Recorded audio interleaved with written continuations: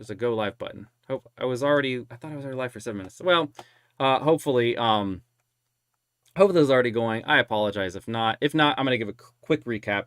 Sorry, I'm still a bit new at this. Real quick recap from last week. Bed Bath & Beyond is getting rumored to get a $400 million loan from Sixth Street Partners. They haven't finalized that yet, or else they would have disclosed it. Bed Bath & Beyond did schedule an update for folks on August 31st. And so we'll see what happens there on, I think that's Wednesday. Bed Bath & Beyond continues to be on the regulation SHO threshold security list. And so that means that there continue to be a substantial amount of failures to deliver, right? Those have not actually been all closed out yet, which probably means somebody somewhere is going to sooner or later have to buy more shares. They're not going to have a choice. They're going to have to buy more shares in order to close that out. We did see that the short interest last week was reported for the date as of August 15th, did tick up to 30.7 million shares. So that was an increase from 29 million shares at the end of July. And just to compare that against the Ortex data, Ortex on that same day had estimated the short interest at 35.4 million shares, so they were off a bit. And then also last week we saw that the cost to borrow went down from the 20% range, mid-20s down to the mid-teens here, and that there are actually 800,000 shares, which is, what's that, 1% of the outstanding shares of the company are available for shorting as of the end of last week, as of the end of day Friday. So at least the stock seems to be slightly more liquid and seems a little more shares available for this than there have been over the past 2 weeks or so.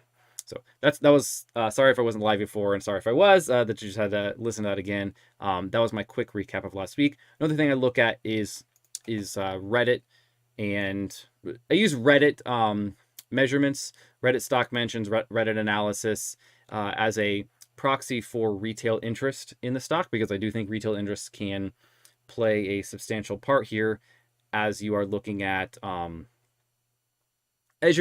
folks, a smaller company like Bed Bath & Beyond, right? The market cap as of right now at 1070 is less than $1 billion, and there are some retail folks out there with $1 million or $2 million that they are, in some of these circumstances, willing to put in the stock. And this plus a handful of folks with 30K, 50K here and there, multiply out over a good chunk of folks. And that this retail sentiment and retail interest and momentum can actually make a big difference here. And I think that's what we saw, at least in part, with GameStop, when it was a smaller company, or when it was $500 million.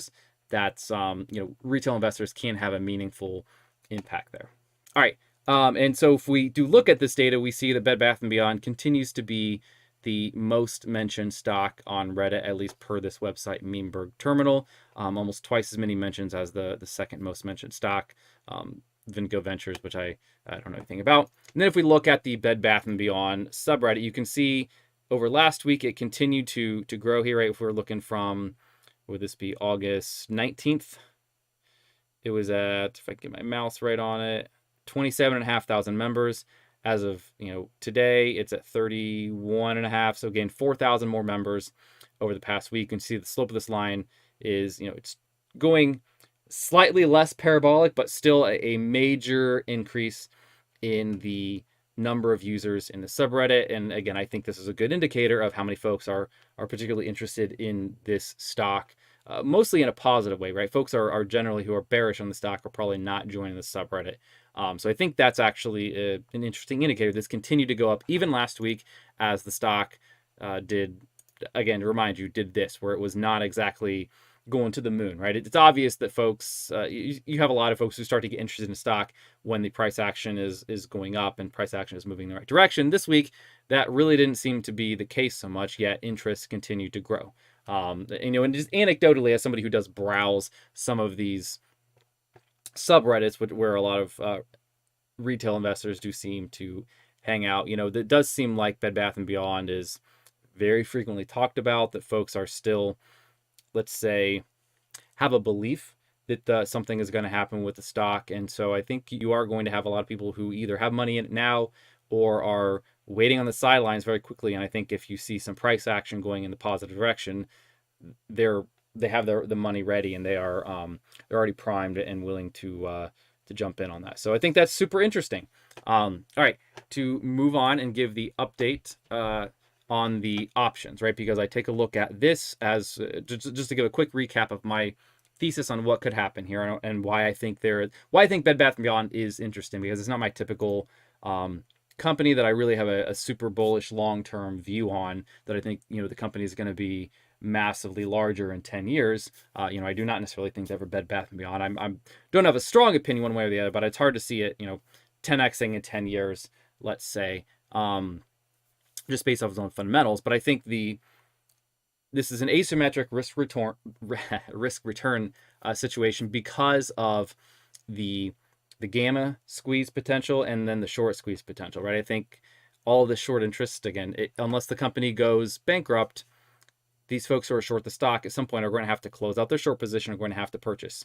And similarly, if the stock goes up quickly, you're going to see a lot of options that are outstanding go in the money very quickly. And then the folks who have actually sold those options, if they don't already hold all of those shares, are going to have to buy the shares in order to deliver the shares to the owner of the call option, if and when they decide to exercise that. So, and that would be your gamma ramp, right? And then because as it goes up, folks who had sold call options that are now in the money, meaning the stock price has gone above their strike for that call option, now they have to purchase the shares that they have them to deliver to the if somebody exercises that call option. And then that buying actually pushes the stock up even further, which causes more call options to go in the money, right? And that's a sort of a feedback loop, and that's the gist of a gamma squeeze. And then my personal thesis is that, what we could see is a gamma squeeze that then causes the stock price to go up enough and the stock become illiquid enough, meaning the cost to short the stock, the cost to borrow the stock would go up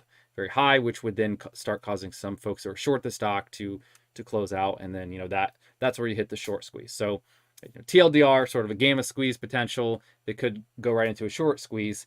And just because of the, I guess the technicals of the stock, right? And because of that, I think if those things happen, and I don't think it's a sure thing, but it's certainly possible.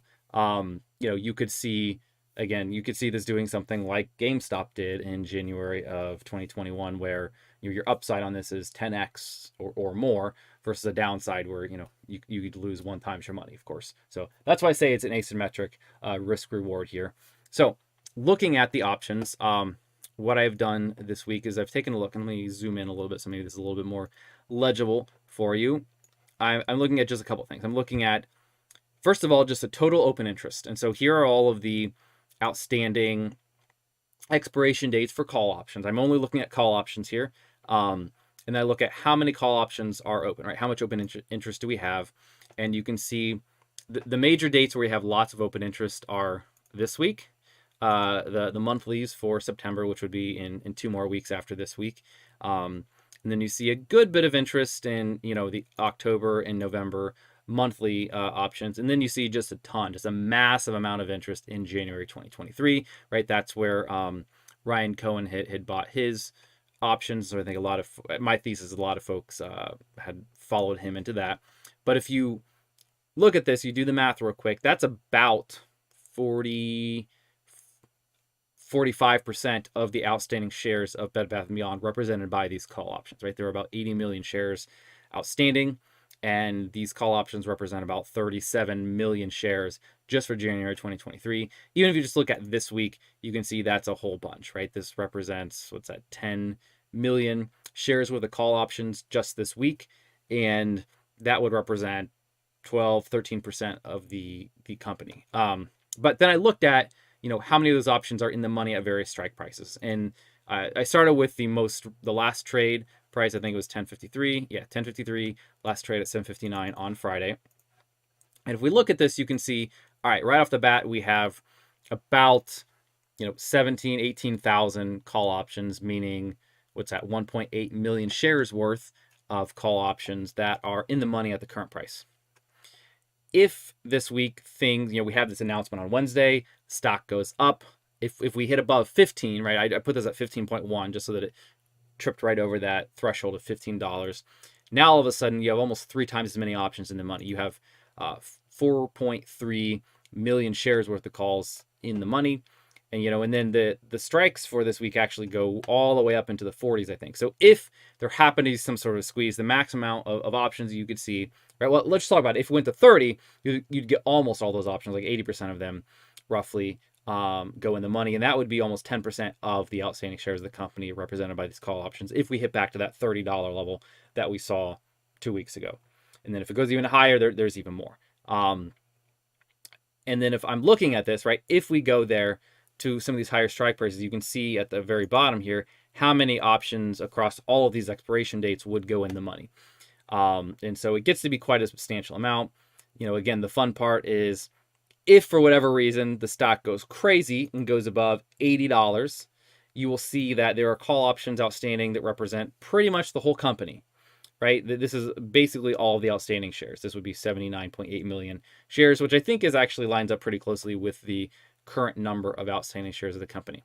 Now, let's look at it one more way. So I did this, I actually translated this just into percentages of the current outstanding shares. And yeah, so it almost is exactly 100% of the outstanding shares that are represented by all the options, and they would all be in the money if the stock happened to go above $80. But even just at, I say just at, if the stock doubles between here and there, which this is such a volatile stock, that could most certainly happen if there was a big positive announcement on Wednesday when the company, announces whatever they're going to announce. You would all of a sudden have 38% of the outstanding shares of the company being represented by options that are now in the money. And if you're looking at this, even just this particular week, that would be almost 8% of the company that could trade and could change hands just based off the options. And then another 2 weeks, roughly another 8% on the monthly options expiration cycle. And so that could be pretty substantial. And then again, looking into January, there's quite a bit outstanding for January as well. Now, one other thing to look at here is actually, when we talk about all the outstanding shares of the company, some other folks do hold those shares, and they're not going to be selling those shares. These are, namely, and I had a whole video about this talking about, I can't remember the title of the video. I think it was Bed Bath & Beyond themed, but I had one looking at, if somebody's super interested, comment below and I could try to dig it up and give a link to it, or at least give you the title. But I looked at what did some institutions who held GameStop stock do, folks who had held it before January 2021, and then what was their next reported number after the squeeze that happened in January 2021, and to see what happened, right? Did they sell all their stock? Because some folks did, right? We definitely saw like Michael Burry, Scion Asset Management, whatever it's called, Scion something, I think. And we certainly saw him, who had a large position in GameStop, sold it all out at like, I don't know, $20 or so, presumably, right? Way before the squeeze happened. We saw other folks who sold during the squeeze, or presumably sold during the squeeze. And then you saw other folks like Vanguard and BlackRock, I think were the two that I recall, didn't sell, right? BlackRock, I think, reduced their position a bit. But overall, they just held it, right? And for those folks, I think it makes sense because they're in the business of index funds, right? Funds that are intended to actually hold large chunks of the stock market passively. And so some of these shares are literally just locked up. So when we talk about the percent of the company that some of these represents, we talk about outstanding shares. It's a little bit ridiculous because, if you assume, this is an assumption I'm making, if you assume that Vanguard and BlackRock are going to hold on to basically all the shares that they have, and they have a substantial amount of shares, it no longer makes sense to talk about how many shares are changing hands as a percent of the outstanding shares. We really should talk about how many shares change hands as a percent of the remaining shares, right? And there's a lot of calculation out there of the float. I think I don't have a lot of faith in those. I think the concept of the float is a bit of a misnomer. But what I did is I'm looking at, I pulled all the data myself a couple of weeks ago, and after all the Q2 updates were in. And I just looked at a couple things. I looked at how many shares does BlackRock hold, and they hold 12.5 million. Looked at how many shares does Vanguard hold, which is about 7.9 million. And then I looked at how many shares do insiders hold. And I have, just a couple in here. There's, I think the largest insiders hold about 200,000, and I thought somebody else hold 300,000, maybe not 200,000. shares by one person. And anyways, there's a couple more here. I added them up, and that comes out to 900,000 shares. Basically, that's what this sell is here. Not a big deal for you, but I took the outstanding shares and subtracted just those chunks off there, right? BlackRock, Vanguard, and insiders. Come up with my own number, my own calculation of the float, which ended up being about 58.6 million shares. And again, that's substantially higher than some of the other calculations, the float that I've seen out there. I don't know if some of those are, I'm not sure what exactly they're taking into account, and maybe some of them are out of date if they included, Jake Freeman and Ryan Cohen, who did hold large chunks of the company, right? At the time, those were certainly locked up shares, but now that they've sold out, they're not. And when I use this number here, this 58.6 million, now the numbers start to get even more interesting, and we look at what percent of the shares could change hands given the outstanding call options, right? And so if we looked at this week and we see, the stock doubles again, that could certainly happen. May not, maybe the stock could go down. Who knows? But if you looked at that, could happen, right? We could see almost 10% of those of this sort of adjusted float number here change hands just this week. If the stock really went crazy this week, you could see almost 18.5%, right? Almost 20% of these shares change hands. And then if you're looking at the, how many options are there in total across all the expiration dates, it is more than these shares. So that's a ridiculous thing to me. Now, again, you have to take this with a bit of a grain of salt, right? Because we don't know. Some of these folks might be fully covered. Some of these folks might have, multiple call options, some of them that they bought and some that they sold. So they might be sort of offsetting themselves. We don't really have that information, but it is certainly just interesting here to see. So that is that. The one other bit that I wanted to talk about, or a couple other things, just real quick to wrap up. We did see the short interest. This is the most recent estimate from Ortex, and they did estimate the short interest dropped substantially over the past week. That it went down from 30-something million to 23.5 million shares, which is a humongous drop.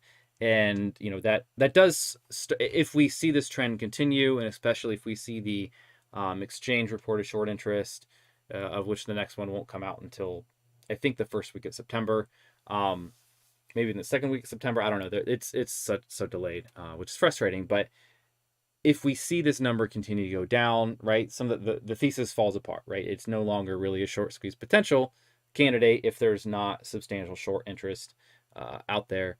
But we'll just have to see how this goes. Again, we saw Ortex being wrong, estimating this number on the upside. So it's plausible that they could be wrong estimating it on the downside as well, right? That they may have thought more shorts close out their positions than actually did. We'll see when the exchange reported short interest number comes out. The other thing that am looking for this week and some upcoming dates, right? So I talked about regulation SHO, Reg Show, and there's that I talked about last week extensively. There's that 13 the days of 13 consecutive settlement days from the date that it went on the threshold securities list. And if I did my math correctly and understand things correctly, that would actually be this Friday, September 2nd. So that will be interesting to see if we, that's another thing that could actually fuel some buying this week as folks need to close that out. And again, not everyone who, is the offender that causes us to come on the threshold security list is going to have to close within 13 settlement days. Some folks have 35 settlement days. And if I counted that out correctly, that would not be until October 3rd. So there's quite a bit of time until then, and you may not see anything with the stock for quite a while. And again, we don't actually know how many shares were a failure to deliver to get on the threshold list. And we won't know the exact number for August 16th until the middle of September. But we will this week presumably on Wednesday or maybe on Thursday. I'm not sure exactly when it's released. But at the end of the month, they should release the failure to deliver data for the first half of the month. So that might happen this week, or that should happen this week as well. And we'll at least be able to see some of the run up to the stock being put on the threshold security list. So that will be super interesting to see this week. And again, this week, the other things that I'm watching for would be, biggest thing is whatever the company announces on Wednesday at their event, their conference. And then the other bit that I'm looking at here is, is the stock continually, is it still on the regulation SHO threshold list, the reg show list here? And I'm also keeping an eye on the short borrow rate, because I think that is a pretty good proxy for whether or not there's significant new short interest that is entering the stock, or whether or not there's been enough of those that closed that there's enough shares that are available for new folks to short if they do want to. So I'm keeping an eye on all of those things. But overall, I think the potential for a game of squeeze and a short squeeze still looks like it is alive and well, so to speak. And so I continue to hold the small position that I have in Bed Bath & Beyond. Again, I think it is an asymmetric risk reward given all of this data, and I will be monitoring it as time goes on to see what happens. So, all right. Is anybody any comments or questions on the chat? Doesn't look like it. So I'm going to end it here. Just in case you are still watching or interested, I do these videos live in the evenings in the Eastern US time zone, usually 9, 10, 11 p.m., somewhere in that vicinity. I try to do videos. I talk about various stocks. Try to do videos Sunday through Thursday and as many nights as I can fit in. Yeah. So if you're interested, feel free to stick around and hop on the stream and chat with me. If not, obviously you can leave comments in the comment section below. I read them all and respond when I'm able to do so. And I love getting feedback from folks. So, all right. Thank you very much for watching.